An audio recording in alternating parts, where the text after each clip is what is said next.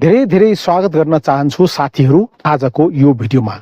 र आजको यो भिडियोमा स्पेशली म अनलाइन अर्निङको बारेमा कुराकानी गर्नेछु। जस्तै कि धेरै जना साथीहरूले मेसेन्जरमा मेसेज पठाउनुहुन्छ, विभिन्न माध्यमद्वारा उहाँले मेसेज पठाउनुहुन्छ, कति जनाले त कल गर्नुहुन्छ मोबाइलमा र उहाँले सोध्नुहुन्छ कि सर अनलाइनबाट कसरी अर्निङ गर्न सकिन्छ। यस्तो प्रकारको कुनै एप छैन जसबाट चाहिँ धेरै भन्दा धेरै कमाइ गर्न सकिन्छ। धेरै जना साथीहरूले के भन्नुहुन्छ भने सर युट्युबमा मेरो च्यानल छ तर युट्युबमा च्यानलमा भ्युज आउँदैन है, सब्स्क्राइबर बढ्दैन, कति राम्रो भिडियो बनाउँछु, मेहनत गरेर बनाउँछु तर भ्युज आउँदैन, भ्युज नआएपछि त कमाइ आउने कुरै भएन। यस्ता प्रकारको कुराहरू साथीहरूले गर्नुहुन्छ। आज म यसै विषयवस्तुलाई समेटेर एउटा सानो भिडियो यहाँहरूको माझ चाहिँ ल्याइरहेको छु साथीहरू, पक्कै पनि स्वीकार गर्नुहोला। अब विषयवस्तुमा जानुभन्दा पहिले यहाँहरूलाई म अनुरोध गर्न चाहन्छु यो भिडियोलाई लाइक गरिदिनुहोला, सेयर गर्नुहोला र यो च्यानलमा तपाईँ नयाँ हुनुहुन्छ भने यो च्यानललाई तपाईँले सब्स्क्राइब गर्नुभएको छैन भने पक्कै पनि दबाएर सब्स्क्राइब गर्नुहोला, बेल बटनलाई पनि थिच्नुहोला र नयाँ नयाँ भिडियो हेर्नुहोला। किन भन्दाखेरि यो च्यानलमा यस्तै गरिकन म टेक्निकल भिडियो लिएर उपस्थित हुन्छु दैनिक रूपमा। साथीहरू यहाँ चाहिँ म पहाडमा भएको कारणले गर्दाखेरि एनसेल र एनटिसीको टावर राम्रोसँग आउँदैन र इन्टरनेट राम्रोसँग चलाउन पाइँदैन, स्पिड छैन। त्यस कारणले भिडियो अपलोड गर्न एकदम नै गाह्रो भयो। यही कारणले हिजो मैले अपलोड गर्न पाएको छैन र आज पनि मौसम धेरै खराब रहेको छ र टावर छैन। हेरौँ यो म अपलोड गर्न पाउँछु कि पाउँदिनँ साथीहरू। अब लागौँ आजको विषयवस्तुमा। आजको विषयवस्तु यहाँहरूलाई थाहा भइसकेको छ अनलाइन अर्निङ कसरी गर्न सकिन्छ भनेर, होइन। अब यहाँ कुरा आउँछ गुगलको सबभन्दा ठुलो प्रोडक्ट युट्युब रहेको छ। धेरैजना साथीहरूले नेपालमा पनि र देश विदेशमा भनौँ न धेरैजनाले युट्युबबाट लाखौँ करोडौँ रूपमा पैसा कमाउनुहुन्छ, होइन। र हाम्रो नेपालमा पनि धेरैजना साथीहरू यसमा लाग्नु भएको छ र विभिन्न क्याटेगोरीको च्यानल बनाएर त्यसमा भिडियो डेली रूपमा अपलोड गरेर पैसा कमाउनुहुन्छ। अब यहाँ चाहिँ कुराकानी गरौँ टेक्निकल च्यानलको, है। टेक्निकल च्यानलको के अवस्था रहेको छ हाम्रो नेपालमा। टेक्निकल च्यानलको एउटा विडम्बना के हो, भ्युज आउँदैन, होइन। तपाईँले धेरै राम्रो मेहनत गर्नुहुन्छ, धेरै राम्रो क्वालिटी कन्टेन्ट दिनुहुन्छ, होइन। सबै क्वालिटी तपाईँको राम्रो छ, अडियो क्वालिटी, भिडियो क्वालिटी, र तपाईँले जुन विषयवस्तु चयन गर्नुभएको छ विषयवस्तु पनि धेरै एजुकेसनल छ, धेरै इन्फर्मेटिभ छ। यति गरे पनि तपाईँको भिडियोमा भ्युज आउँदैन, होइन। सबै साथीहरूको यो प्रब्लम हो, है। एक त नेपालमा भ्युज आउँदैन टेक्निकल भिडियोमा, र दोस्रो कुरा के रहेको छ युट्युबले अहिले चाहिँ एकदम नै धेरै प्रकारको अपडेट ल्याइरहेको छ र यो अपडेट त्यो अपडेट तपाईँले सुन्नुभएको होला। अब चाहिँ युट्युबको अर्निङ बढाउन सकिन्छ, युट्युबको भिडियोमा धेरै भ्युज ल्याउन सकिन्छ तर सकिरहेको छैन हो। युट्युबबाट कमाउन सकिरहेको छ ठुला ठुला युट्युबरहरूले, उनीहरूको भिडियोमा मात्रै भ्युज आउँछ किनभने ठुलो युट्युबरको विश्वास भएको हुन्छ। उहाँहरूले चाहिँ आफ्नो भ्युवरको विश्वास जितिसकेको हुनुहुन्छ र विश्वास जितिसकेपछि जस्तो सुकै भिडियो जुन इन्फर्मेसनको भिडियो हाले पनि भ्युज आउँछ नै। भ्युज आएपछि त दरो कमाइ हुन्छ नै। तर मिडियम खालको र साना साना युट्युबरहरूको धेरै ठुलो समस्या रहेछ। उहाँहरूले धेरै क्वालिटी कन्टेन्ट बनाउनुहुन्छ, एडिटिङ पनि धेरै राम्रो गर्नुहुन्छ तर चाहिँ भ्युज आउँदैन। भ्युज नआउँदाखेरि के हुन्छ त कमाइ हुँदैन, कमाइ नहुँदाखेरि डिमोटिभेटेड हुनुहुन्छ र भिडियो बनाउनमा उहाँहरूलाई बल आउँदैन, भित्रबाट इनर्जी नै आउँदैन। वास्तवमा हाम्रो च्यानलको भिडियोमा भ्युज आयो भने इनर्जी आउँछ, हामीले नसोचेको कुरा पनि भिडियो बनाएर रेकर्ड गरेर सबै सामु हामी प्रस्तुत गर्न सक्छौँ, है। मन चाहिँ के हुन्छ भने खिन्न भएर आउँछ, त्यस कारणले विषयवस्तु आउँदैन भित्रबाट खारिएर, है साथीहरू। तर पैसा आइरहेको छ भने, भ्युज आइरहेको छ भने तपाईँको भित्रबाट बुद्धिहरू, एजुकेसनहरू, जानकारीहरू त्यत्तिकै निस्किएर आउँछ। त्यो पनि ऊर्जा हुने एक प्रकारको। त्यस कारणले भ्युज त आउनै पर्छ, कमाइ दरो हुनै पर्छ यदि हामी च्यानलमा छौँ भने, है। त्यस कारणले युट्युबबाट यस्तो अवस्था रहेको छ। तर इट डजन्ट म्याटर, है। यसमा लागिराख्नु पर्ने हुन्छ। अहिले नेपालमा मात्र होइन अरू अरू देशमा युट्युबमा डाउन भइरहेको छ इन्कम। सबैजना साथीहरूको इन्कम डाउन भइरहेको छ, भिडियो भ्युज डाउन भइरहेको छ।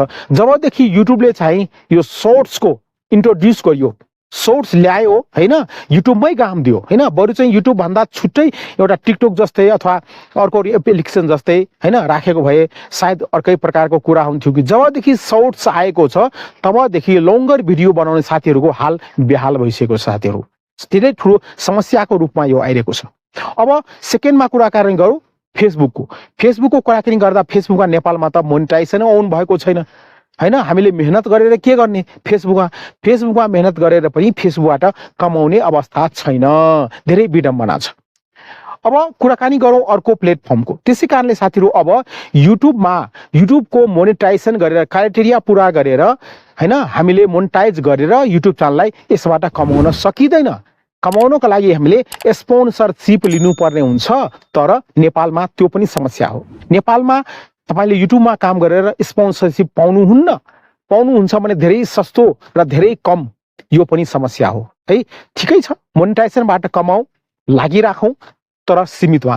कमाइ भइरहेको छ न्युज च्यानलहरूको हैन, किन भन्दाखेरि कमेडी च्यानलहरूको, सिरियलहरूको यिनीहरूको कमाइ भइरहेको छ। अब न्युज च्यानल बनाउनुहुन्छ भने न्युज त बनाउनुहुन्छ, तर वर्षभरि नै न्युजमा भ्युज आइरहन्छ भन्ने कुरा होइन।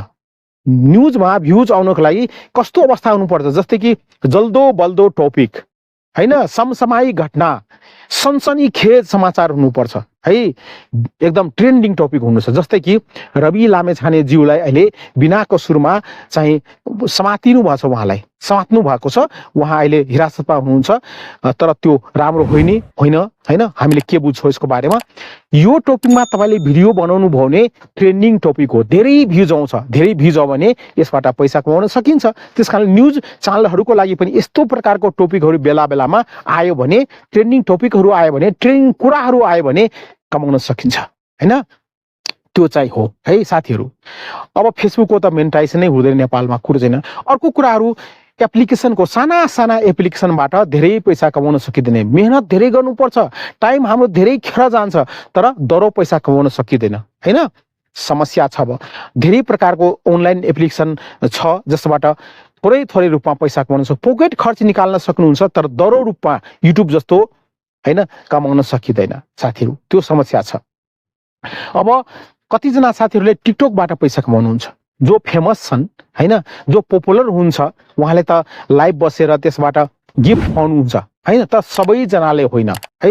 अब त टिकटकले चाहिँ एउटा फिचर ल्याएको छ है, त्यो सबै देशमा होइन, फेरि सीमित देशहरूमा, 10वटा देशहरूमा मात्रै छ, जस्तै युके है, युएस, ब्राजिल, जापान है, यो कोरिया, यिनीहरू देशमा के छ भने यी देशहरूबाट तपाईले टिकटकको आइडी क्रिएट गर्नुहुन्छ भने त्यहाँ तपाईले क्रिएटर अवार्ड प्रोग्राम भनेर अप्सन पाउनुहुन्छ, र त्यो फिचरको माध्यमबाट तपाईले आफ्नो भिडियोमा एड देखाएर तपाईले युट्युब जस्तै पैसा कमाउन सक्नुहुन्छ।